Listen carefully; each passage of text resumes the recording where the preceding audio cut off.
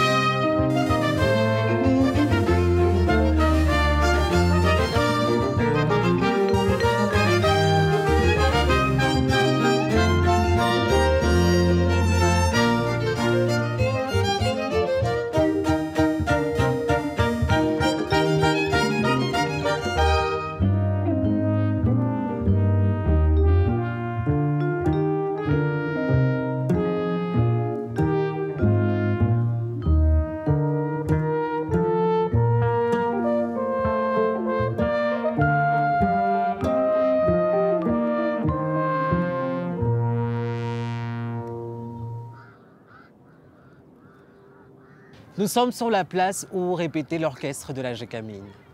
Et comme vous pouvez voir derrière moi, c'est le terril de Gécamine.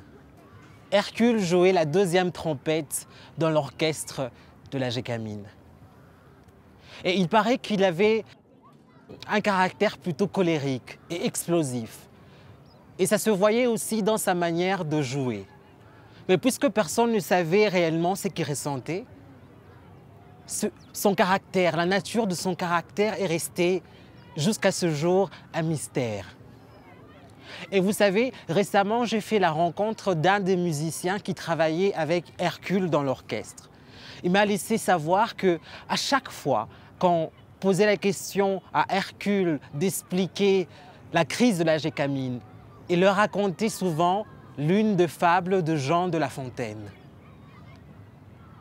La poule aux œufs d'or. Le fermier était un homme énormément chanceux. Il possédait une poule qui pondait des œufs en or, mais un œuf par jour. Mais avide qu'il était, il refusa de patienter et de se satisfaire d'une seule pente par jour. Il décida alors d'ouvrir le ventre de sa poule pour y chercher directement les œufs d'or.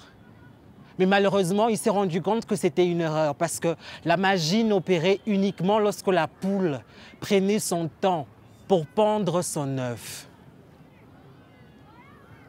Hercule de Lubumbashi avait complètement raison. Les dieux fermiers exigeaient souvent beaucoup de la Gécamine, leurs poules aux œufs de cuivre et de cobalt. Mais la Gécamine, qu'est-ce que c'est?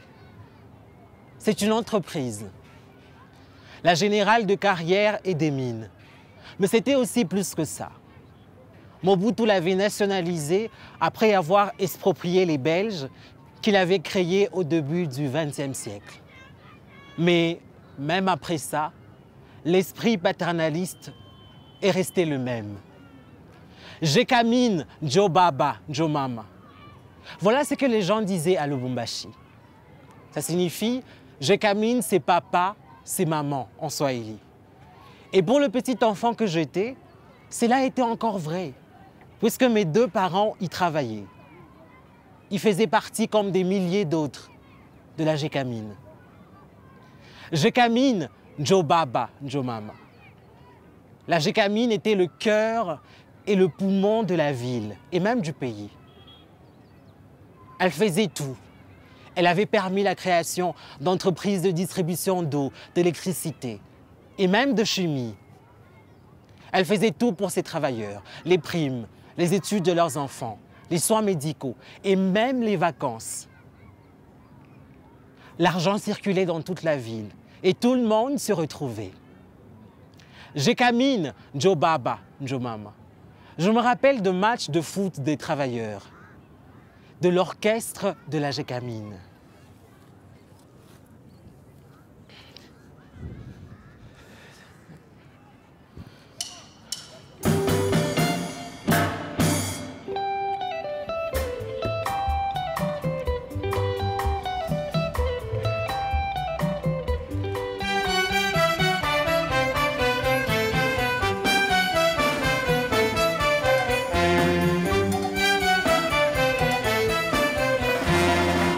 Oui, de l'orchestre de la Gécamine, de leur chorégraphie exécutée à la perfection, de leur musique presque envoûtante et électrisée, et leurs costumes aux couleurs de la ville.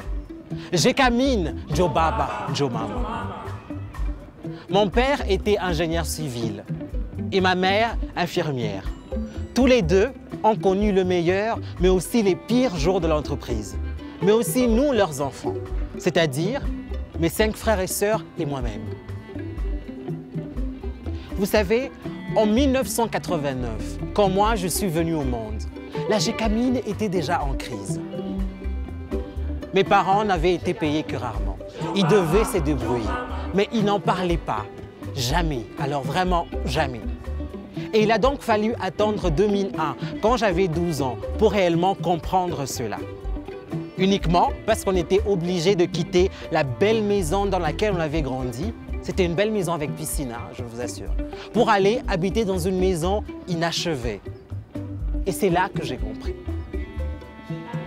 mes parents devaient se battre. Et c'est grâce au commerce. C'est grâce au commerce qu'on a survécu à la crise qui avait frappé le pays. Et c'est ce commerce qui nous a sauvés. Mais après, on n'a plus dit « Gécamine, Joe Baba, Joe Mama ». On a plutôt dit « Gécamine, Joe Titanic ». Parce qu'elle faisait penser à ce navire en train de chavirer. Oh oui, le Titanic de tout un peuple était en train de couler. Tout disparaissait sous un tas de ruines qui flottaient. Tout le monde savait que la fin était proche, si pas déjà là. Mais beaucoup continuaient à travailler et l'orchestre continuait à jouer encore et encore et encore.